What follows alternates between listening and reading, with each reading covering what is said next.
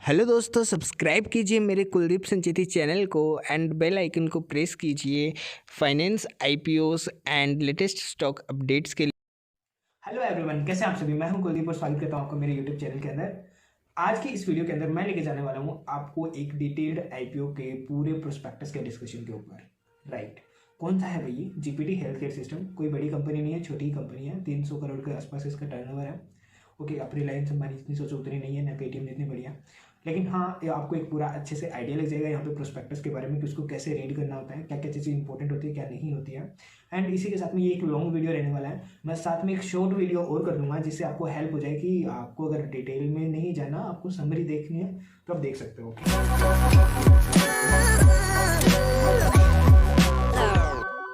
ILS hospital, GPT group and GPT health care limited.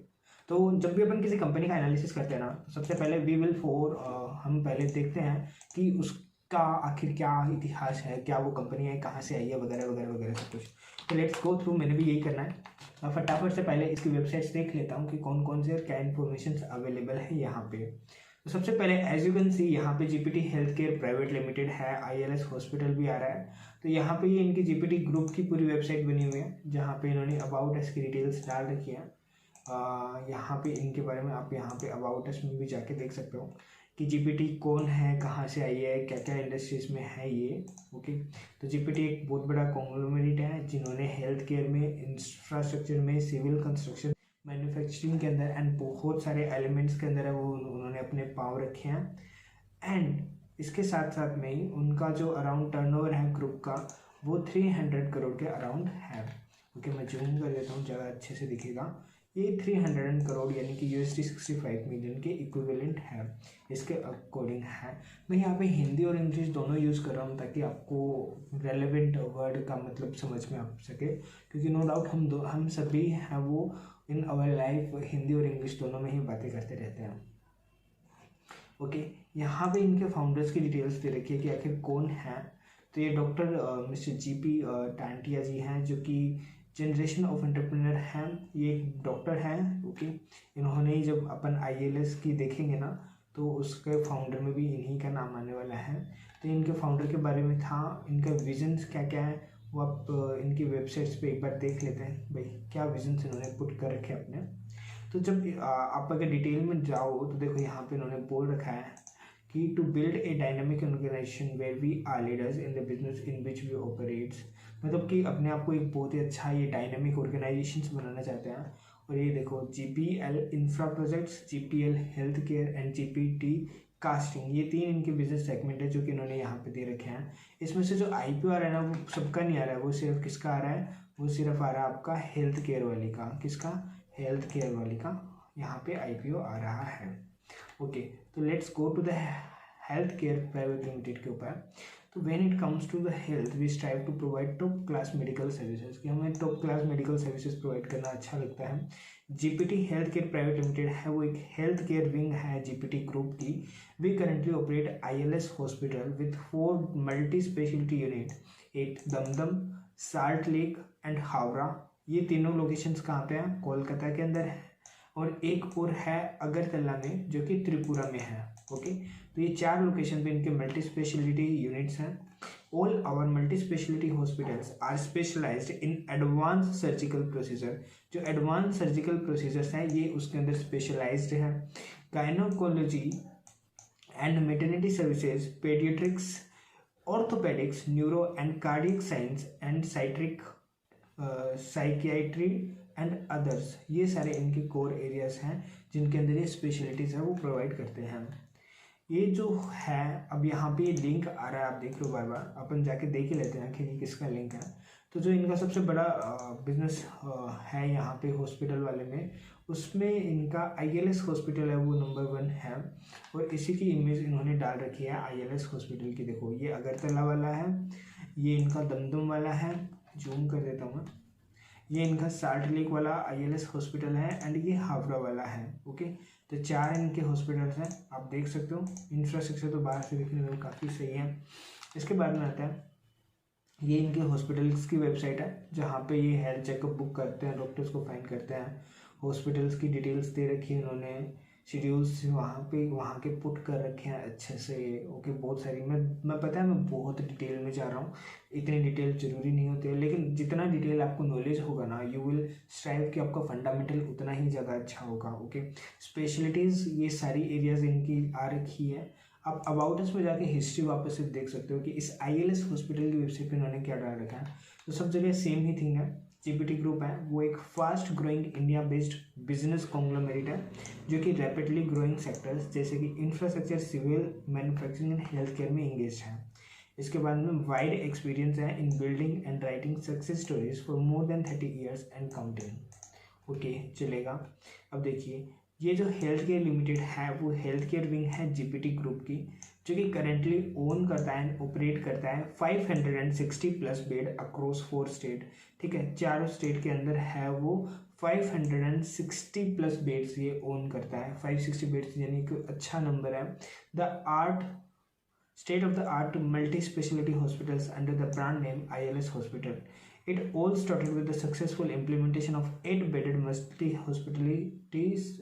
multi-specialty hospital in Salt Lake City at Kolkata in the year 2000। यानी कि 2000 का जो year था, उस year के अंदर इन्होंने क्या किया था, जो सोल्ट लेक वाला इनका हॉस्पिटल है वो इस्टेब्लिश किया था। और उसकी कैपेसिटी उस टाइम सिर्फ 8 बेड थी, जो कि 2000 से आज की डेट में इंक्रीज होकर कितनी हो चुकी है, 560 बेड्स की हो चुकी है सभी हॉस्पिटल्स को मिला के। Great. ILS hospital is technical and financially viable, ये इन्होंने लिखा है, लेकिन अपन फाइनेंशियल भी जाने वाले हैं, तो ये वाली चीज़ वहाँ पे वेरीफाई करेंगे। And regarded as the one of the most reputed institutions eastern parts of the country under the pioneership of doctor Om Tantia, the founder director of the Institute of Laparoscopic Surgery. ILS Hospital currently operates a 4 state-of-the-art multi-specialty hospitals at Salt Lake, Dum Dum, Howrah, and at Agartala. Each of these healthcare units is known for offering quality treatment at an affordable price for people residing in their respective regions. The excellence in offering advanced and offensive treatments also brings several patients all over country and even outside India। मतलब ये कहना चाह रहे हैं कि भाई हमारे पास में इंडिया से तो पूरे इंडिया में से तो हर जगह से कस्टमर आते ही हैं, साथ साथ में हमारे आउट ऑफ इंडिया से भी कस्टमर्स आते हैं, because we are specialised in some field. Okay, अब बात करते हैं ILS हॉस्पिटल जो है वो एक्रेडिट किया गया है as a centre of excellence for minimal access surgery. Minimal access surgery के लिए है वो हमारे जो सॉल्ट लेक वाला जो हॉस्पिटल है उसको एक्रेडिट किया गया है in the field of bariatric and endoscopic. मैं ना वर्ड्स की प्रोनाउंसिएशन के लिए पहले ही सॉरी बोल देता हूँ, because I am not from the field of the health care, so may be मेरा प्रोनाउंसिएशन थोड़ा ऊपर नीचे हो सकता है, बट आई एम ट्राइंग कि वो करेक्ट हो। Okay, ILS Hospital Salt Lake Department of Minimal Access Surgery has also been accredited by National Board of Examinations for fellowship in minimal access surgery. ILS Hospital also get accredited as a leading healthcare provider in Eastern India by Times Health Magazine। जो Time Health Magazine है उसके द्वारा इसको है वो as a eastern India का, मतलब कि जो ईस्ट इंडिया है उसका एक अच्छा लीडिंग हेल्थ केयर प्रोवाइडर भी बताया गया है। Great. The Bariatric Department of ILS Hospital has been awarded the title of Center of Excellence by SRC and OSSI by Dr. Om Tantia as a Surgeon of Excellence।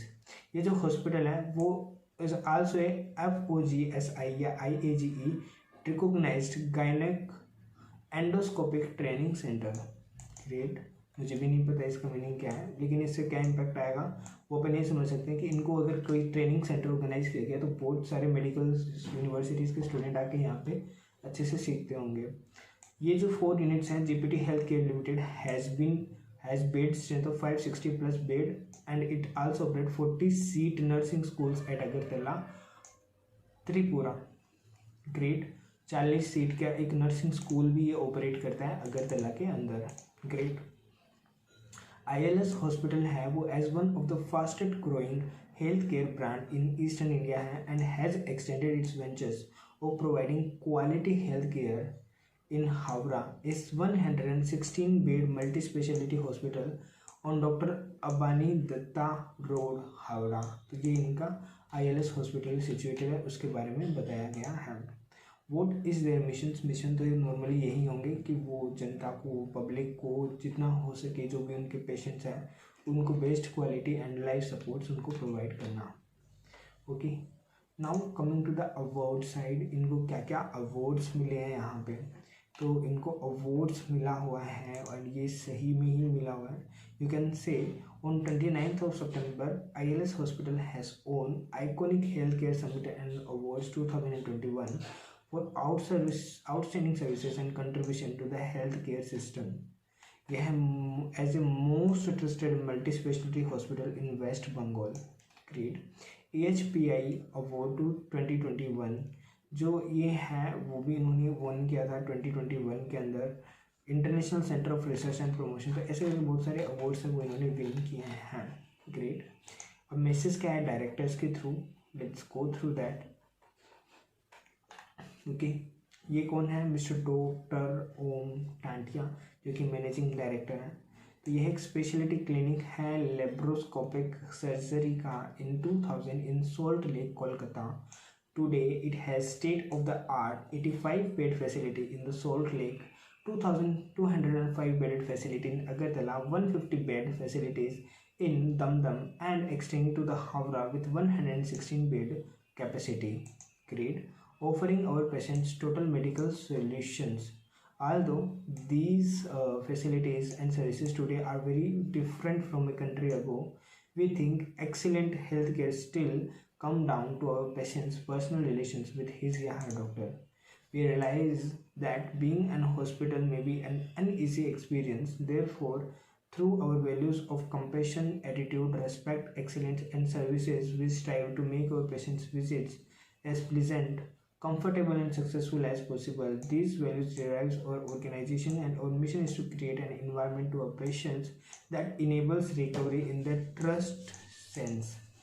Our super specialist team of doctors and support staff ensure that none of our patients have an unmet need or a discomfort unintended to.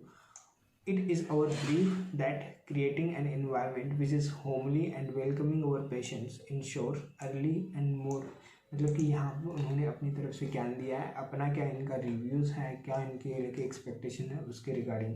तो अब जैसा कि अपन जानते हैं जो भी company listed होने वाली होती है उसके वेबसाइट के ऊपर एक इन्वेस्टर का कॉलम आ जाता है अलग से। ओके, इन्वेस्टर रिलेशंस के लिए। तो let's see what is the investors relations, उन्होंने क्या क्या डिटेल्स है वो पुट कर रखे हैं।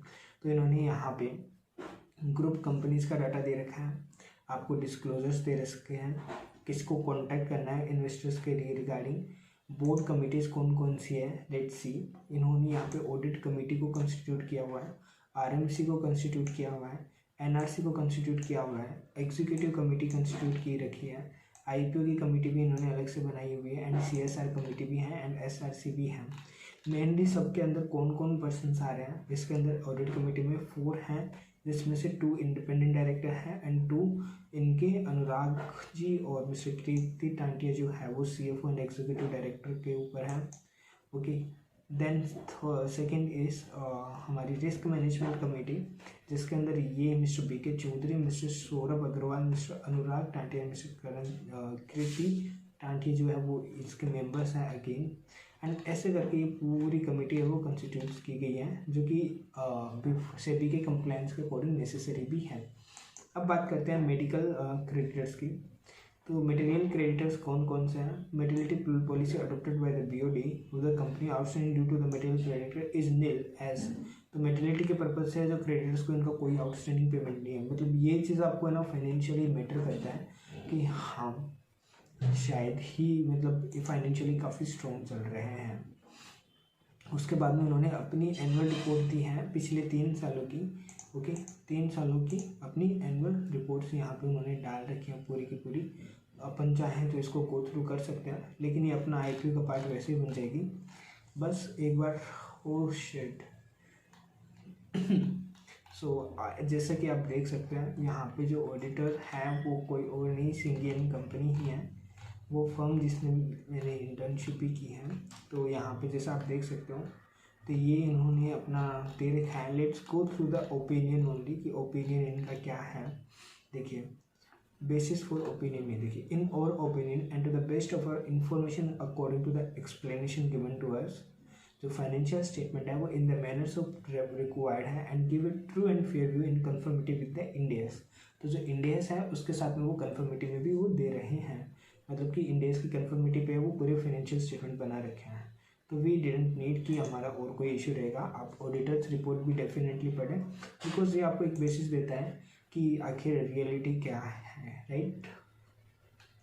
एक बार फिर से 1920 का भी देख लेते हैं और 1890 का भी देख लेते हैं कि इनके ऑडिटर्स का क्या आता है हर बार ओपिनियन। मोस्टली आपको ट्रू एंड फेयर व्यू ही मिलेगा, जो कि इम्पोर्टेंट है। यहाँ पे ट्रू एंड फेयर व्यू होना ही चाहिए, दैट्स इट। एंड साथ साथ में आप की ऑडिट मैटर्स और अदर मैटर्स भी देख सकते हो। लेकिन अगर ट्रू एंड फेयर व्यू आ रहा है तो इट मीन्स मेटेरियली अगर मैं बोलूँ तो वो जो फाइनेंशियल स्टेटमेंट्स बने हैं वो एज पर इंडियस जो हमारे हैं वो उसके अकॉर्डिंग बने हुए हैं। अगेन यहाँ पे भी आप देख सकते हो, best of an information required to the explanation given to us. यहाँ पे हमारे ट्रू एंड फेयर व्यू दे रहे हैं in conformity with the Ind AS. Okay, so मतलब ये हमारा श्योर हो गया कि फाइनेंशियल स्टेटमेंट्स जो है वो, एंड ये जो फर्म है इनको मैं पर्सनली भी जानता हूँ, तो नो डाउट बहुत अच्छे से ही ऑडिट करते हैं। तो एक तरह से फाइनेंशियल्स यहाँ पे मैं मान सकता हूँ कि इनके अच्छे स्ट्रॉन्ग हैं। उसके बाद में इन्होंने जो पॉलिसीज़ बनाई है वो कौन कौन सी पॉलिसीज़ बनाई हैं, that is the vigil and terms of appointment क्या है, RN policy, NRC, maternity policy, material subsidiary policy, code of conduct for non executive, RPT, prevention of sexual harassment, policy for documentation retention and archive, dividend policy, CSR policy, criteria for making payments to non executive director, जो कि schedule 5 of the companies act के अंदर अभी भी change हुआ है।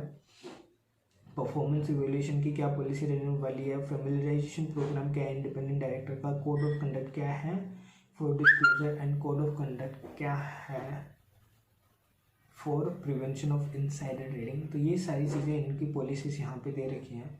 ये internal affairs के लिए है, लेकिन ये है तो अपन एक बार क्रॉस वेरीफाई कर लेते हैं कोई भी कि भाई हाँ, ये इंश्योर करता है कि yes really there are some policies which are there and drafted, and ये पूरे ग्रुप लेवल पे है। एज यू कैन सी यहाँ पे इन्होंने दे रखा है जीपीटी ग्रुप। ओके, पूरे ग्रुप लेवल पे इन्होंने बना रखी है एंड डिटेल में बना रखी है। So there is no issue with respect to this. अब आते हैं अपन अपने नेक्स्ट पार्ट में। इनके क्वार्टरली रिजल्ट्स यहाँ पे अभी तक नहीं शो हो रहे हैं, लेकिन ये इनके डायरेक्टर्स रहने वाले हैं। जो एग्जीक्यूटिव डायरेक्टर हैं वो कौन है, mister Diwakar Prasad, and managing director mister Om, and फिर नॉन एग्जीक्यूटिव में doctor Aruna, doctor Ghanshyam, executive में डॉक्टर अनुराग, मिस्टर अनुराग बाल, और फिर बाकी सारे बालकृष्ण कृषि, सौरभ ताप्ती एंड हरी मोदी, ये सारे इंडिपेंडेंट डायरेक्टर इनके रहने वाले हैं। ओके, सो यहाँ पे अपना एक बेसिक पार्ट ख़त्म हो जाता है जो अपन को इनकी वेबसाइट पे आके देखना था। आप चाहो अब अपन चलते हैं इनके प्रोस्पेक्टस के अंदर, जो कि मिलेगा अपन को सेबी की साइट के ऊपर। Okay, SEBI government.in। 15 अक्टूबर को उन्होंने अपना DHRP फाइल किया था सेबी के पास में, और अभी हो चुके हैं 5 या 4 जनवरी, कितनी होगी आज, 7 जनवरी हो चुकी है आज। कोई नहीं, फाइलिंग में जाके आपको जाना है पब्लिक इश्यूज़ में, draft offers document file with SEBI. देखिए यहाँ पे भी कंटिन्यूसली फाइलिंग यहाँ पे दिखा रहा है, बट सेबी जिनका अप्रूव करती है उन्हीं का आने वाला होता है। ओके, ये यहाँ पे अक्टूबर 15 का आपको दिखा रहा है कि जीपीटी हेल्थ केयर लिमिटेड का IPO का ड्राफ्ट प्रोस्पेक्टस। तो ये इनका प्रोस्पेक्टस है। So let's go through to prospectus. ये मैंने ऑलरेडी डाउनलोड कर लिया।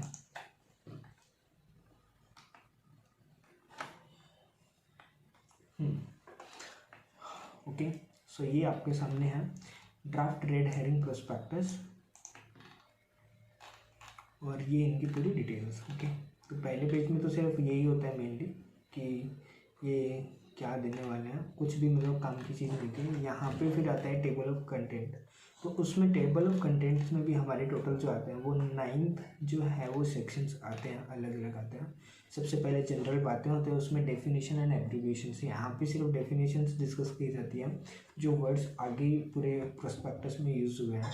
okay, certain convention currency or presentation use of the financial information and market data, forward looking statements क्या है and summary of the offer document. तो ये जो main चीज़ है वो है समरी वाला पार्ट। ओके, तो पूरे ऑफर डॉक्यूमेंट की यहाँ पे समरी आ जाती है। तो let's go through the summary one by one. Okay, तो समरी के अंदर एज यू कैन सी यहाँ पे बोला है कि एक जनरल समरी है of the items of the offer set in disclosure in DHRP।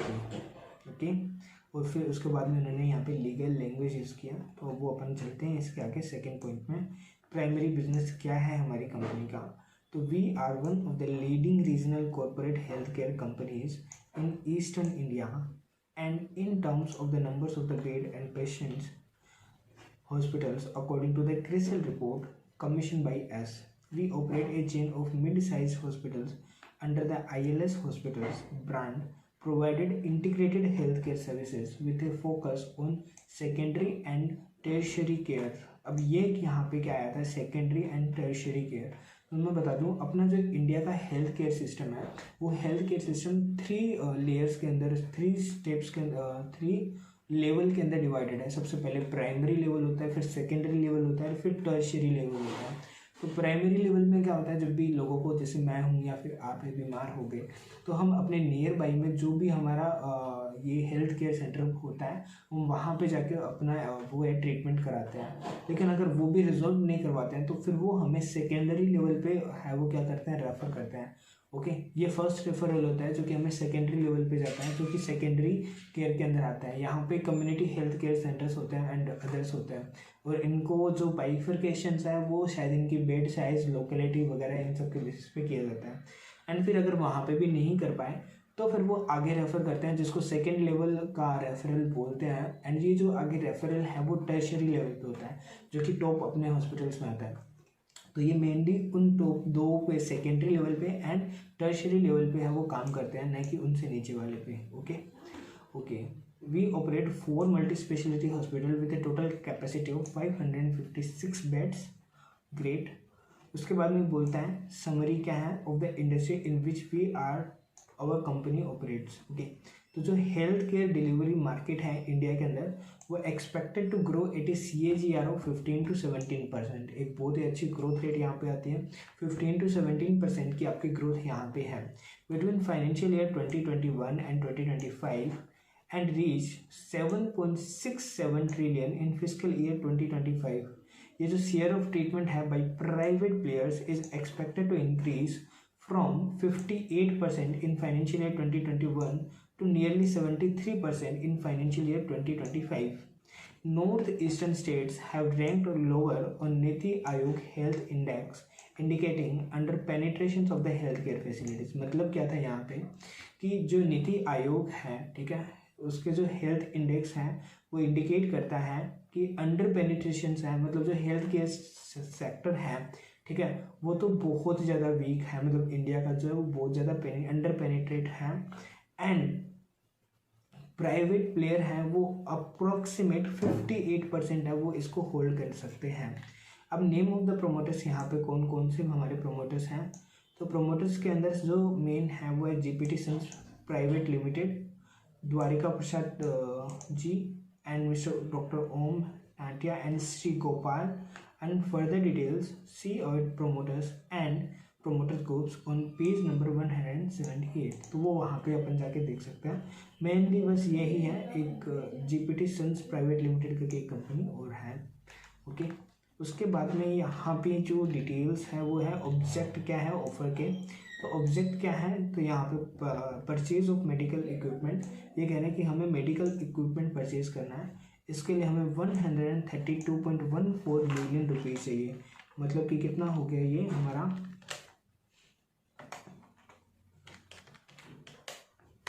लगभग 13.21 करोड़ रुपीज़ तो इनको चाहिए मेडिकल इक्विपमेंट को परचेज करने के लिए। एंड बाकी फिर वो जनरल कॉर्पोरेट पर्पज़ के लिए। लेकिन अभी भी सेबी के न्यू IPO थोड़े नॉर्म्स भी आए हैं, थोड़े दिन पहले आए हैं, तो जहाँ पे उन्होंने शायद रिस्ट्रिक्शंस किया है कि एक लिमिट तक ही आप जनरल कॉर्पोरेट पर्पज़ के लिए ले सकते हैं। अपन उसको भी एक बार देख लेंगे। To be determined upon finalisation of the offer price and updated in the prospectus. जो 25% है उससे ज़्यादा वो ग्रोस प्रोसीड का है वो जनरल कॉर्पोरेट पर्पज़ आपका एक्सीड नहीं करेगा। ग्रेट। अब बोल रहा है aggregate pre offer share holding of were promoter and selling share holders, वो कितनी है। तो देखिए एज ऑफ नाउ अगर मैं बोलूँ तो 99.97% जो होल्डिंग है वो जीपीटी सन्स प्राइवेट लिमिटेड के द्वारा है। और उसके बाद में बिकॉज ये तो पब्लिक कंपनी है, ये लिस्टेड होने वाली है, तो कुछ शेयर्स हैं वो एज ए नॉमिनी इनको होल्ड करना होता है, तो ये इसका है। मतलब मैं ये कह सकता हूँ कि ये जो शेयर्स होल्ड कर रहे हैं ना, ये सिर्फ as a nominee capacity hold कर रहे हैं। और जीपीटी सन्स प्राइवेट लिमिटेड की है वो होली ओन सब्सिडरी है GPT health care system. Okay, ये क्या है अभी के अकॉर्डिंग है, लेकिन जैसे ही ऑफर आ जाएगा, ठीक है, अगर मेरा जो कन्वर्टेबल प्रेफरेंस शेयर्स जो मैंने इश्यू कर रखे हैं वो कन्वर्ट हो जाते हैं, उससे पहले का है। और वही अगर मैं इनका पोटेंशियल वोटिंग शेयर्स का इम्पैक्ट ले लेता हूँ, यानी कि यहाँ पे जो ये कन्वर्टेबल प्रेफरेंस शेयर्स है अगर इनको कन्वर्जन हो जाता है तो फिर ये होल्डिंग है वो पूरी तरह से चेंज हो जाएगी। ओके, और इस केस के अंदर यहाँ पे सिर्फ 67.34% है, तो मतलब ये इनकी सब्सिडरी कंपनी नहीं रहने वाली है। जीपीटी सन्स प्राइवेट लिमिटेड है वो उसकी Holi own subsidiary GPT health care नहीं रहेगी। ओके, ये अगेन दोनों डाटा जो दे रखे हैं ये आपके प्री ऑफर है, ठीक है, प्री ऑफर है न कि पोस्ट ऑफर। ओके, मतलब आईपीओ के बाद में फिर ये फिगर्स और अल्टर होने वाली है। अब देखिए summary derived from the restated consolidated financial information, कि जो भी आपकी कंसोलिडेटेड फाइनेंशियल इंफॉर्मेशंस हैं, ठीक है, उनकी समरी यहाँ पे दी गई है। तो देखिए सबसे पहले ये बोल रहा है कि शेयर कैपिटल कितनी है, तो एज ऑफ नाउ इनके वो 579.41 मिलियन की वो शेयर कैपिटल है, एंड देन 1434.96 मिलियन की है वो इनकी यहाँ पे नेटवर्थ है। ओके, मतलब कि मैं ये कह सकता हूँ लगभग 58 करोड़ की कैपिटल प्लस 144 करोड़ का इनका यहाँ पे नेटवर्थ है। ओके, तो जो इनका कैपिटल या मैं बोल सकता हूँ जो इक्विटी है टोटल वो लगभग आपका यहाँ पे 200 करोड़ के अप्रोक्सीमेट हो रहा है। साथ में ही आपको बता रहे हैं कि रेवेन्यू फ्रॉम ऑपरेशंस कितना है, जो कि अपन बात किसकी करेंगे, सिर्फ जीपीटी हेल्थ केयर की, अदर ग्रुप कंपनीज की बात यहाँ पे नहीं कर रहे हैं। वो इनकी डिराइव होकर आ रही है रेवेन्यू फ्रॉम ऑपरेशन 901.91, एंड इसके साथ साथ में इनका जो प्रॉफिट है वो 161.46 है, और वो भी आफ्टर टैक्स प्रॉफिट। इनका जो मार्जिन है वो मुझे बहुत पसंद आया, सिंपल सा है, लगभग 18% का जो है 17.90% जो आ रहा है वो इनका नेट प्रॉफिट का मार्जिन है for the 3 months ended on 30 June 2021। Okay, और कोविड के बाद से तो हेल्थ केयर में ऑलरेडी भयंकर आ रहा है, अब इतना उछाल आने के बाद में भी इनका 18% का आफ्टर टैक्स अगर मार्जिन आ रहा है तो that is going to be a good thing, जो जितना मैं समझ पा रहा हूँ। ओके, फॉर द ये तो 3 मंथ का डाटा था सिर्फ। ओके, अब आते हैं पूरे साल पे, यानी 31 मार्च 2021 का अगर अपन डाटा देखें यहाँ पे, तो इनकी जो नेटवर्थ और इक्विटी तो अपने लिए मैटर नहीं करती है, जो मैटर करती है वो होता है रेवेन्यूज़ कितना ऑपरेशन से। तो एज यू कैन सी यहाँ पे 2427.53 मिलियन है, यानी कि 242 करोड़, यानी कि 242 करोड़ एंड 75 लाख रुपए के अराउंड इनका क्या है रेवेन्यू फ्रॉम ऑपरेशन है, जिसमें से इन्होंने 21 करोड़ रुपीस यानी कि 210.93 मिलियन यानी 21 करोड़ रुपीस का यहाँ पे इन्होंने अपना नेट प्रॉफिट हटाया है। इनका जो नेट प्रॉफिट है वो करंट ईयर के अंदर काफ़ी इंक्रीज हुआ है। अगर मैं ये सिर्फ 3 महीने का लेके चलूँ 901.91, तो अभी के अकॉर्डिंग 901.91 को अगर आप मल्टीप्लाई करोगे 4 से तो ये 3600 के अराउंड जा रहा है, और जो कि लास्ट ईयर का कितना था 2427 ही था। तो मतलब अगर अपन ग्रोथ भी यहाँ पे देख के चलते हैं, मैं तो ऐसे ही ग्रोथ निकालता हूँ सिंपल सा, -2427.53, तो अराउंड 1172 जो मिलियन है वो इनकी रेवेन्यूज इंक्रीज हो रही है ईयर ऑन ईयर। और अगर उससे मैं बेस रेवेन्यू फ्रॉम ऑपरेशन पे अप्लाई करता हूँ तो लगभग इनकी जो ग्रोथ आ रही है वो आ रही है 40 से 45% की, यानी जो रेवेन्यू में ग्रोथ है as per the current estimates of the actual data. Okay, जो एक्चुअल डाटा है मेरे पास में अप्रैल से जून का, उसके बेसिस पे। लेकिन ये अभी देखना है कि ये पीक सीजन नहीं है, लेकिन अभी जैसे ओमिक्रॉन भी आ रहा है और भी बीमारी आ रही है, तो उसके अकॉर्डिंग ये ज़रूर लग रहा है कि नहीं ये जो है वो सेक्टर ग्रो करने ही वाला है, एंड रेवेन्यूज है उसमें काफ़ी अच्छा उछाल यहाँ पे देखने को मिल रहा है। अब बात कर रहे हैं कि नेक्स्ट यहाँ पे इन्होंने ये हमारा क्या था 31 मार्च 2021 का। अगेन आप देख सकते हो यहाँ पे हर साल सिर्फ 1718 से 2118 एंड 2427, लेकिन इस बार सिर्फ 3 महीनों में एक अच्छी ग्रोथ यहाँ पे देखने को इनकी आ रही है। ओके, अब ये मुझे ये देखना है कि ये फिगर है वो क्या इनका जो एक्चुअल पे ये तो नहीं है कि ये इनका पीक सीजन था इसलिए यहाँ पे रेवेन्यूज अच्छी थी और पूरे साल अब आपकी नहीं रह रही है। वो अब इनके जो क्वार्टरली स्टेटमेंट आ रखे होंगे, लेकिन आए नहीं थे, अपन वेबसाइट पे भी जाके देख के आ गए थे, तो वहाँ पे क्वार्टरली स्टेटमेंट में कुछ भी शो नहीं हो रहा था। सो लेट्स सी, ये वाली डिटेल्स अभी पेंडिंग रहती हैं।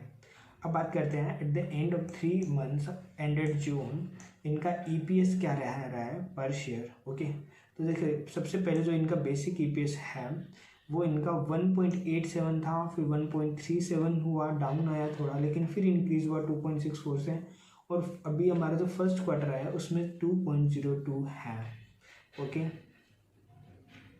ये जो हमारा आया है 2.02, ओके, EPS जो आया है, अर्निंग आया है, ये हमारा सिर्फ एक क्वार्टर का दिखा रहा है यहाँ पे, ठीक है। तो इसको ये मत जज करना कि ये पूरा है क्या, वो ओवर द ईयर नहीं है, ये सिर्फ एक क्वार्टर की अर्निंग्स दिखा रहा है हमें। ओके, और नेट एसेट वैल्यू क्या है, वो 14 रुपये से इनकी 18 रुपये तक इंक्रीज हुई है पर शेयर वैल्यू। तो मतलब कि एक तरह से फाइनेंशियल फिगर्स बहुत सही जा रही है। ओके, एंड बोरिंग्स कितनी है इनकी, बोरिंग्स भी ओवर द पीरियड है वो लगभग 118, 119, 120 करोड़ के अराउंड रह रही है। Adjusted for the bonus issue and outstanding convertible community preference shares, और इसमें जो पोटेंशियल वोटिंग शेयर्स हैं उनका इम्पैक्ट यहाँ पे डाइल्यूटेड EPS में लिया हुआ है, BEPS में नहीं है। ओके, अब बात करते हैं qualifications of the statutory auditor की। तो यहाँ पे कोई भी क्वालिफिकेशन नहीं है, और ये हमने जाके देख भी लिया था जो कि इंडियन कंपनी ने साइन किया हुआ था। Okay, summary of the outstanding litigations कुछ है इनकी क्या, तो भाई as per DHRPS disclose in the section, ये जो सेक्शन है उसके अंदर उन्होंने प्रोवाइड किया है, ठीक है। और उसकी समरी ये है कि कितने नंबर ऑफ केसेस है, क्या अमाउंट है, कितने मिलियंस की इनकी लाइबिलिटीज़ हो सकती है। ओके, तो देखिए case against our company, okay, company के अगेंस्ट में केस हैं, और टोटल कितने केसेस हैं, नंबर ऑफ केसेस हैं कि क्रिमिनल प्रोसीडिंग्स के 2 केसेस चल रहे हैं। ओके, आउटस्टैंडिंग सिविल लिटिगेशन थे उसके 5, और outstanding material civil litigations and medico legal cases हैं, मतलब मेडिकल के रिगार्डिंग जो लीगल केसेस है वो इतने चल रहे हैं। तो जो कि ये सबसे ज़्यादा है कि सिविल लिटिगेशन से मतलब लोगों इलाज कराने आए हैं लेकिन उनको डैमेज हो जाता है, या फिर कोई भी और इश्यूज रहा है तो उसके रिगार्डिंग, या फिर बायोमेडिकल वेस्टेज के डिस्पोज वगैरह के रिगार्डिंग है, तो यहाँ पर 210 मिलियन तक की इनकी लाइबिलिटीज़ आ सकती हैं। तो जो कि एक बहुत बड़ी अमाउंट है जो मैं कंसिडर करूँगा एज ए लीगल पर्सपेक्टिव से। लेकिन अगेन वही है कि अपन पीयर्स को भी एक बार साथ में लेके चलेंगे कि उनका क्या रह रहा है। केसेस बाई और कंपनी ने केस कर रखे हैं, उसमें सिर्फ कितने मिल सकते हैं इनको, 0.86 मिलियन मिल सकते हैं। क्रिमिनल अगेंस्ट अवर प्रोमोटर्स, वो भाई इनके प्रोमोटर्स के अगेंस्ट भी 3 क्रिमिनल प्रोसीडिंग्स चल रही है। तो ये एक थोड़ा फैक्टर है। मैं चाहता हूँ कि जो भी कंपनी में पैसे लगा रहे हैं ना, वो तो एक ऐसा बंदा हो कि भाई नहीं, he is clean from everywhere. So ये क्रिमिनल प्रोसीडिंग चल रही है, नो डाउट। प्रोसीडिंग्स अभी तक कंक्लूजन नहीं आया। Claims related to director and indirect taxes के रिगार्डिंग वो 3 क्लेम्स हैं जिसकी अमाउंटिंग टू 75.04 मिलियन की लाइबिलिटी इनकी आ सकती है। Again cases by our promoters है, वो इन्होंने तो कोई केस कर ही नहीं रखा है कहीं पे। एंड जो अगेंस्ट डायरेक्टर्स जो हैं, ठीक है, अगेन एक यहाँ पे क्रिमिनल प्रोसीडिंग्स के 3 सिविल लिटिगेशंस हैं, एंड टोटल यहाँ पे 4 हो जाती है। तो ये डायरेक्टर्स एंड प्रोमोटर्स के रिगार्डिंग है, तो थोड़ा सा देख ही लीजिए, होता ही थोड़ा बहुत तो। और इसके अलावा फिर अपन चलते हैं हमारे रिस्क फैक्टर में कि क्या क्या रिस्क है वो कंपनी को आ सकती है to view before making an investment decisions. तो जो समरी है कंटिजेंट लाइबिलिटी की ओवर कंपनी की, ठीक है, वो कुछ इस तरह से है कि 8.8 मिलियन की इनकी लाइबिलिटीज़ यहाँ पे आ सकती है। ओके, देखो अच्छे कॉर्पोरेट गवर्नेंस कब होती है, जब the aim, visions and profiles of your directors, promoters are really clean। तो अब ये नहीं पता एग्जैक्टली अपन नहीं बता सकते कि क्या कैसा है। लेकिन मैं पर्सनली वो रेफ़र करता हूँ कि जो यहाँ पे जो नंबर ऑफ़ केसेस है वो सब में नील हो, लेकिन एज ए कंपनी वहाँ पे नील नहीं हो सकता है, सूट सेलिंग है।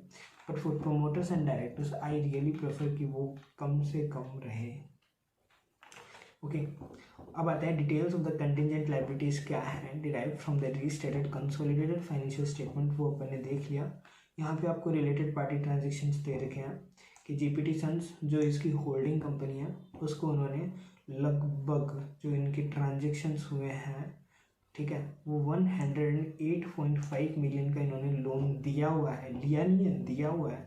मतलब खुद को पैसे चाहिए, अभी आईपीओ भी आ रहा है, फिर भी इन्होंने अपनी होल्डिंग कंपनी को 108.5 मिलियन का लोन दे रखा है, इन्हें अप्रोक्सीमेट 10.85 करोड़ रुपीज़ का। उसके बाद में GPT state private limited loan refund received हुआ है, इतना इनको वापस से रिसीव भी हो गया है। मतलब अच्छा, ओवर द पीरियड इन्होंने इतना दिया, इतना इनको वापस मिल गया, इतनी इन्होंने सिक्योरिटी दी है, इतना इनका इंटरेस्ट का खर्चा आया है, इतना इन्होंने डिविडेंड पे किया है, एंड फार्मर्स कैसी सेल है वो इनको, ये जो हमारे डायरेक्टर्स हैं उनको इतनी इतनी की गई है।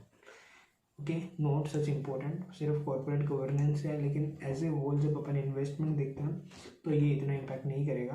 अब फाइनेंशियल अरेंजमेंट की बात करते हैं कि जो फाइनेंसिंग अरेंजमेंट है वो कुछ भी नहीं है इनका एज ऑफ नाउ, ठीक है। Details of pre IPO placement, ठीक है, यह ये कंटेम्पलेट नहीं कर गया प्री आईपीओ प्लेसमेंट्स के ऊपर। ओके, वेटेड एवरेज प्राइस क्या है at which equity shares were acquired by our promoters and जो सेलिंग शेयर होल्डर्स हैं in 1 year preceding the date of its DHRP। तो जो वेटेड एवरेज प्राइस आ रहा है इक्विटी शेयर्स का वो लगभग कितना आ रहा है, ठीक है, वो यहाँ पे अपन को बताया गया है। The weighted average price at which our promoter and selling shareholders acquired the equity shares in the 1 year preceding the date of DHRP is as follow। तो इन्होंने number of equity shares acquire कितने किए हैं पिछले 1 साल में, और लगभग क्या प्राइस के ऊपर इन्होंने एक्वायर किया है। तो ये 0.008 मीन्स ये हमारा प्रमोटर है, इस पर शायद बोनस वगैरह इशू किया है, और ये 18 रुपये के ऊपर है वो इनको इशू हुए हैं पिछले 1 साल के अंदर। Okay, great. अब बात करते हैं एवरेज कॉस्ट ऑफ एक्विजिशन क्या है अपने promoters and selling share holders की।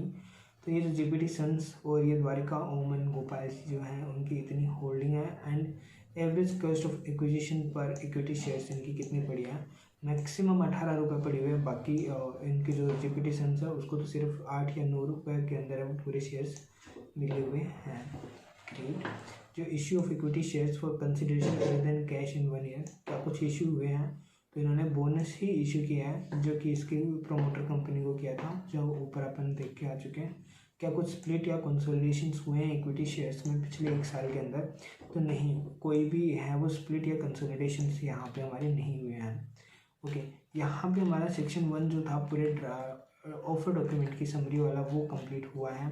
अब अपन वापस ऊपर चलते हैं, देखते हैं कि कोई इंपॉर्टेंट फैक्टर है क्या जो अपना रहा हुआ हो। तो यहाँ पे अगर अपन देखें तो जैसा कि मैं आपको बताऊँ, डेफिनेशन एब्रीविएशंस में हमारा कुछ भी नहीं है। फॉरवर्ड लुकिंग स्टेटमेंट जो मेन आता है वो summary of the offer document में आ जाता है सब कुछ। अब बात आता है कि समरी ऑफ इंट्रोडक्शंस है, और ये एकदम डिटेल डिस्कशन जाता है कि यहाँ पे ऑफ़र के बारे में बताते हैं कि लगभग हम ऑफ़र फॉर सेल है वो इतने शेयर्स का लेके आए हैं, ठीक है। लगभग फ्रेश इशू वो हमारा 175 मिलियन का रहेगा। ओके, और अब ये प्राइस क्या डिसाइड करते हैं वो इनकी वैल्यूएशंस की बात है, लेकिन एज ऑफ नाउ अगर मैं कहूँ तो 17.175 मिलियन, तो 17.5 करोड़ का हमारा ये फ्रेश इशू रहने वाला है इक्विटी शेयर्स का। ओके, इक्विटी शेयर्स का जो कि नंबर्स कितने होंगे नहीं पता अभी तक, लेकिन हाँ इसके साथ साथ में ऑफर फॉर सेल भी है जो कि इनकी GPT sons private limited sell करेगी, क्योंकि 99.97% होल्डिंग उसी के पास है। तो ये इतने नंबर ऑफ शेयर्स है वो यहाँ पे सेल करने वाली है। अब बात करते हैं नेक्स्ट जो कि हमारा आता है, ये हमारा कंप्लीट हो गया एक part summary of financial information के ऊपर। अब हम वापस से इंडेक्स में आ जाते हैं। इंडेक्स में आने के बाद में यहाँ पे अपन चलते हैं next object of the offer अपन ने देख लिया है, बेसिस क्या रहेगा ऑफर प्राइस का वो देख लीजिए। तो जो ऑफर प्राइस का बेसिस रहेगा दैट इज, ये टैक्स बेनिफिट ओपन हो गया, ओके ये रहा। बेसिस फॉर ऑफर प्राइस कि भाई जो ऑफर प्राइस है वो कैसे डिसाइड होती है। तो कुछ क्वालिटेटिव फैक्टर्स हैं कि हमारे क्वालिटेटिव फैक्टर्स क्या है। We believe that some of the quantitative factors which form the basis for computing the offer price are as follow. इनकी एक तो अच्छी पोजीशन है मार्केट के अंदर, एक इन्होंने अच्छा स्पेशलिटी मिक्स ले रखा है, अच्छा ट्रैक रिकॉर्ड है, अच्छे हॉस्पिटल्स हैं, इनके पास में ट्रेन करने के लिए, अट्रैक्ट करने के लिए, इन क्वालिटी रखने के लिए प्रोफेशनल्स हैं, एक मैनेजमेंट एंड एक्सपीरियंस लीडरशिप है, एंड क्लिनिकल एक्सीलेंस है, and affordability creating values propositions to the patients and attendance है। ग्रेट। साथ साथ में ये बोल रहे हैं कि हमारा जो EPS है वो भी एक अच्छी ग्रोथ है वो दिखा रहा है हमारा अभी as of now. Then PE ratio in relation to the price band जो है हमारा वो इन्होंने यहाँ पे डिस्क्लोज नहीं किया है, इन्होंने ये बताया, लेकिन यहाँ पे इन्होंने इंडस्ट्री के PE रेशियो डिस्क्लोज किया कि जो हमारे अल्टरनेटिव्स हैं ओके, उसमें अपोलो हॉस्पिटल्स एंटरप्राइज लिमिटेड है जिनका हाईएस्ट PE रेशियो है और वो आता है 405.15। मतलब कि इनका जो प्राइस है मार्केट के अंदर वो लगभग 405 गुना है ओके, 405 गुना, बहुत ज़्यादा अमाउंट है ये ओके। कितना है चलो एक बार देख भी लेते हैं साथ साथ में। अपोलो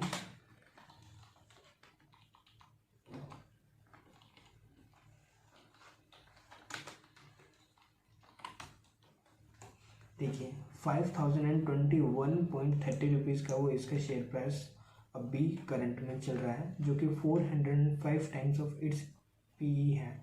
लेकिन यहाँ पे ये दिखा रहा है कि PE इसका 69.41 ही है सिर्फ। Let's go to Moneycontrol और अपन यहाँ पे भी एक बार क्रॉस वेरीफाई कर लेते हैं।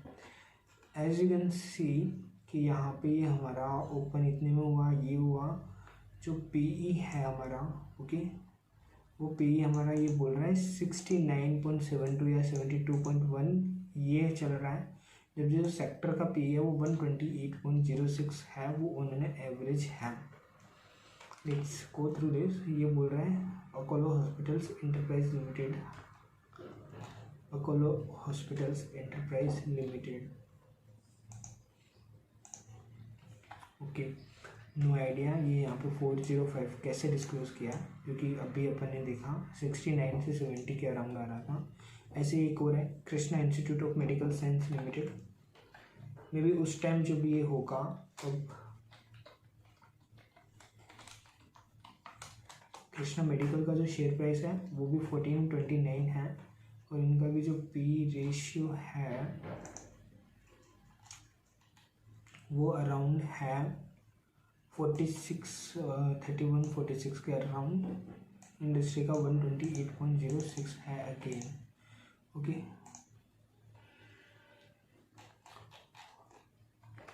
Let's go to the next, that is the industry का कंपोजिट है वो 164.35 है। तो मेरे अकॉर्डिंग ये शायद जब इन्होंने डाटा लिया होगा तब के अकॉर्डिंग होगा, और डेफिनेटली तभी के अकॉर्डिंग होंगे, लेकिन करंट के अंदर है वो काफ़ी चीज़ें चेंज हुई है, क्योंकि अभी इनका IPO अप्रूव हुआ है, तो अभी जो करंट में PE चल रहा है वो मैटर करता है, ना कि ये वाला ओके। अब बात करते हैं एवरेज रिटर्न ऑन नेटवर्थ कितनी आने वाली है। दैट इज़ कि जो इनकी रिटर्न ऑन नेटवर्थ है वो हर ईयर के अंदर 13.05, 8.72 और करंट में 15.90% की इनकी रही है ओके। तो ऑन एन एवरेज जो ये ले रहे हैं वो 11.25% है, वो ले रहे हैं 3 मंथ्स एंडेड जून 30 का। तो ऑन एन एवरेज जो इनका वेटेड एवरेज 13.03% इनका है। ये कह रहे हैं कि जितना पैसा आप हमें लगाओगे तो 13% तो हम भी आपको प्रॉफिट देंगे उसमें से ओके। नेट एसेट की वैल्यू क्या है पर इक्विटी शेयर्स, ये भी इंक्रीज़ हो रही है। मार्च 31 को 16 रुपये थी, वो अब 18 रुपये पर शेयर हो गई है। तो गोइंग गुड, क्योंकि रेवेन्यूज इंक्रीज हो रहे हैं, प्रॉफिट्स बढ़ रहे हैं। उसके बाद में कंपेरिजन्स क्या है अकाउंटिंग रेशियोज़ का with the listed entity industry peers. जो इंडस्ट्री पीयर्स हैं उनके साथ में इन्होंने कंपेरिजन करके बताया कि भाई क्या अकाउंटिंग रेशियोज़ हैं। अब पहली बात करते हैं अपोलो हॉस्पिटल्स एंटरप्राइज लिमिटेड की। जिसकी टोटल इनकम कितनी है 105,600, ओके, इतनी है। उसकी फेस वैल्यू पर इक्विटी शेयर्स कितने हैं, सिर्फ 5 रुपये है face value, okay. Closing price क्या है उसका 4,351 रुपये है। जो पीई है वो इसका निकल के आया था 405.15।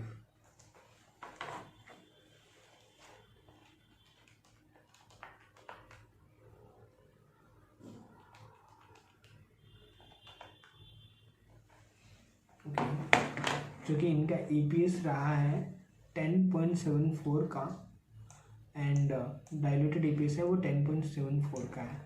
मे बी फिर शायद वो गलत दिखा रहा होगा आपका यहाँ पे ये कि ईपीएस कितना अर्न ये कर रहे हैं। फिर मैंने कहा था ना यहाँ पे कुछ तो है गलत। लेट्स सी इनका ईपीएस कितना है। ओके, ये बोल रहे हैं ईपीएस इनका 72 के अराउंड है और वो कह रहे हैं कि 10.72 के अराउंड है। ईपीएस तो ये अच्छा दिखा रहे हैं। अच्छा, करंट ईयर में 2021 में इनका ईपीएस 10.74 आ गया है और जिसके अकॉर्डिंग प्राइसेस में फ्लक्चुएशंस नहीं आई हैं, इसीलिए जो करंट जो पीई रेशियो वो इनका काफ़ी ज़्यादा इंक्रीज़ हो गया है। ठीक है, मतलब ईपीएस गिरा लेकिन प्राइसेस वही चल रहा है तो ऑटोमेटिकली पीई इंक्रीज़ हो गया। और रिटर्न ऑन नेटवर्थ कितना है 3.31% का है। तो एनएवी इनकी कितनी है 334 रुपीज़ की। Great. Max health care limited है, उसकी इतनी इनकम है और ऐसे ऐसे करके सारी डिटेल्स आपको दे रखी है। बाकी सबका अगर अपन देखें ना पीई नेगेटिव है, मतलब कि जितनी वो डिजर्व करते हैं ना उतना भी नहीं है उनका पीई। ये एक थोड़ा अलग ही जाता है, मतलब कि ये कहूँ कि क्लोजिंग प्राइस है वो 501.81 है और इनका जो प्राइस अर्निंग रेशियो वो नेगेटिव में चल रहा है। लेट्स सी इस कंपनी का मैं आपको एक बार दिखाता हूँ क्या रह रहा है। नारायण हृदयालय लिमिटेड,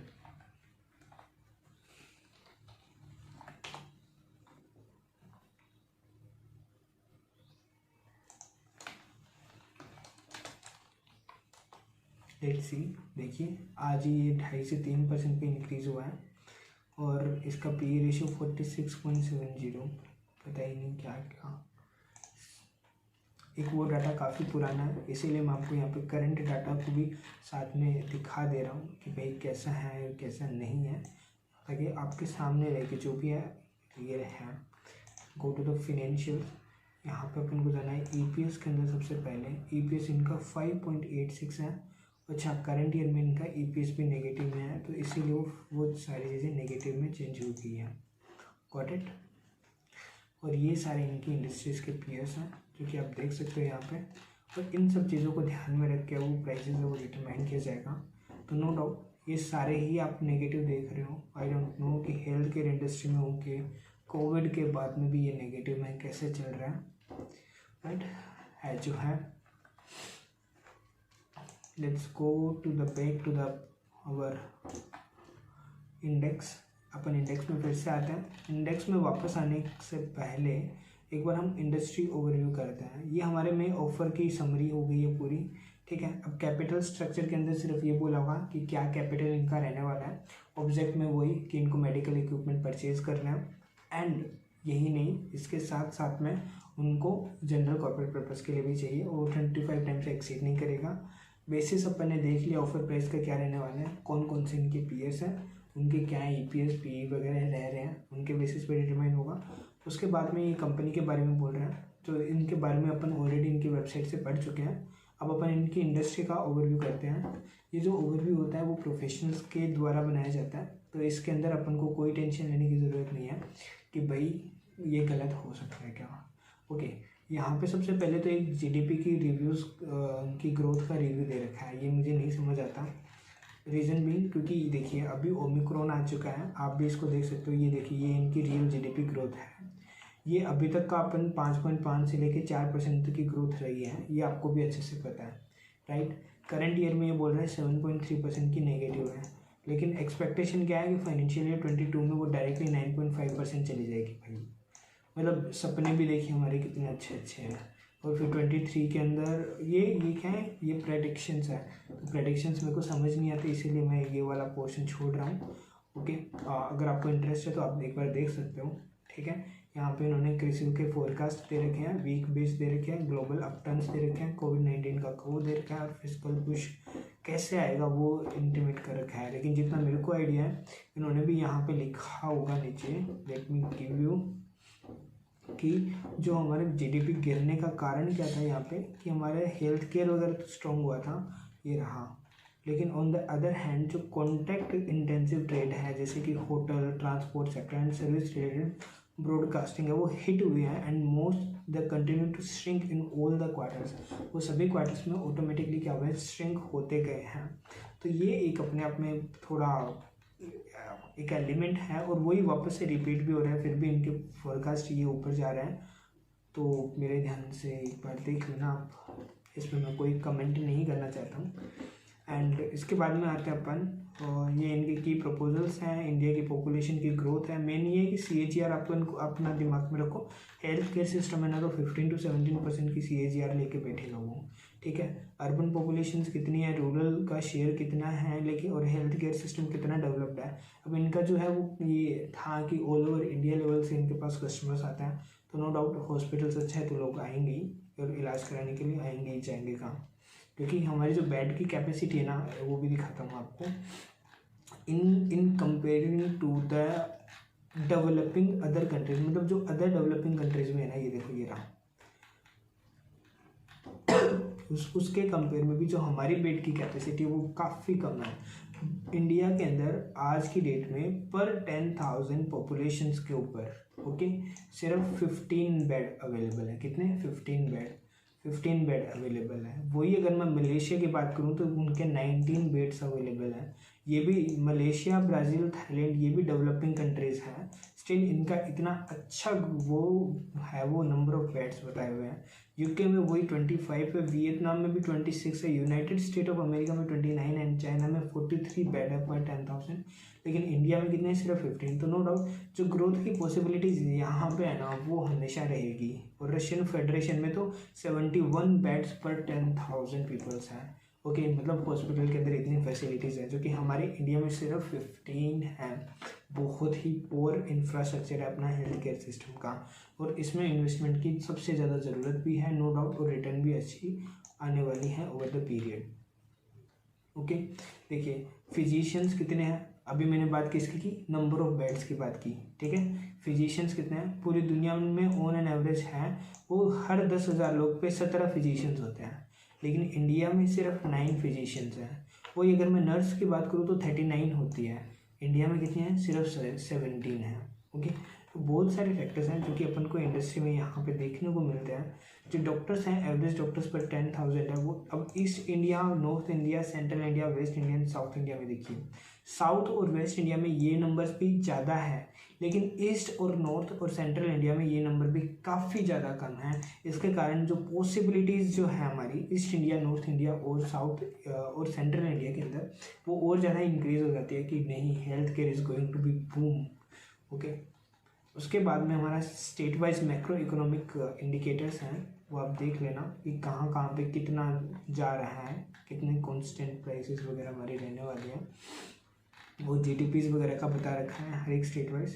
तो ये हमारा एक जो मेन फैक्टर्स था इंडस्ट्री एनालिसिस वाले पॉइंट्स, वो मैंने आपसे कर लिया है। इसके अलावा और क्या पॉइंट्स होते हैं भाई, एक बार बता दो। रिस्क फैक्टर्स हैं, रिस्क फैक्टर अगर आप देखना चाहो तो देख लेना। तो यहाँ पे क्या क्या कंपनी को रिस्क आ सकती है, फिनेंशियली, ऑपरेशनली, ओके, ठीक है, पॉलिटिकली, सारी रिस्क को अच्छे से इन्होंने इवैल्यूएट करके डिस्कस कर रखा है। और यहाँ पे मेरे को नहीं लगता कि कुछ भी आपसे मतलब इतना ज़्यादा वो नहीं है, हर एक बिजनेस में रिस्क तो होती है ना, वो वाली बात है। और इसके कंपटीटर्स कौन कौन से हैं, लेकिन हॉस्पिटल एक ऐसी चीज़ है जो कि कंपटीटर के साथ में काम करके ज़्यादा स्मूथली चल पाते हैं। ओके, ये कंपनी के बारे में थे। फाइनेंशियल इन्फॉर्मेशन में भी अपन ने डिस्कस कर लिया है, और फाइनेंशियल इंडिपेंडेंट, ये सारी डिटेल्स अपन ने कर लिया। लीगल अदर इन्फॉर्मेशन कर लिया, ऑफर की इन्फॉर्मेशन कर लिया। ठीक है, टर्म्स क्या रहने वाली है, ऑफर का स्ट्रक्चर क्या रहेगा, प्रोसीजर क्या रहेगी, क्या रिस्ट्रिक्शंस रहने वाली है। Description of equity shares and terms of articles of association क्या है, एंड मटेरियल कॉन्ट्रैक्ट क्या है, एंड डॉक्यूमेंट्स फॉर इंस्पेक्शंस ये क्या है आपको बता रखा है। ओके, ये इनकी डिटेल्स है डॉक्यूमेंट्स वगैरह की। तो यहाँ पे अपना ये जो है इनका ऑफर डॉक्यूमेंट कंप्लीट होता है। तो अभी भी मैं इसकी एक शॉर्ट वीडियो और पुट कर दूंगा फटाफट से, जब भी डेट्स वगैरह सब अनाउंस हो जाती है ना तो उसको कंबाइन करके अपलोड करूँगा। तो अभी के लिए तो मैंने सिर्फ आपसे DHR पे डिस्कस किया। तो होप सो आपको ये वीडियो अच्छी लगी हो। अराउंड 55 मिनट्स के आसपास ये चली गई है, बट वी ट्राइड कि हम इसको अच्छे से कवर करें, not only from the prospectus angle but from taking a fundamental glimpse also. यहाँ पे एक बार मैं समराइज़ कर देता हूँ। सबसे पहले अपन इनकी वेबसाइट्स पे गए। वेबसाइट पे हमने देखा कि इनकी 3 कंपनीज मेनली हैं इंफ्रा प्रोजेक्ट में, हेल्थ केयर में, कास्टिंग के अंदर।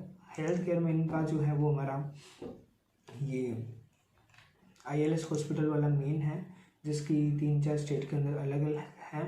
ओके, और उसके बाद में हमारा आया था, इसके रीड करने के बाद में इसके डायरेक्टर्स के स्टेटमेंट, प्रोमोटर्स के स्टेटमेंट, और उसके अलावा फिर अपन ने प्रोस्पेक्टस में इसके ऑफर की समरी रखी थी।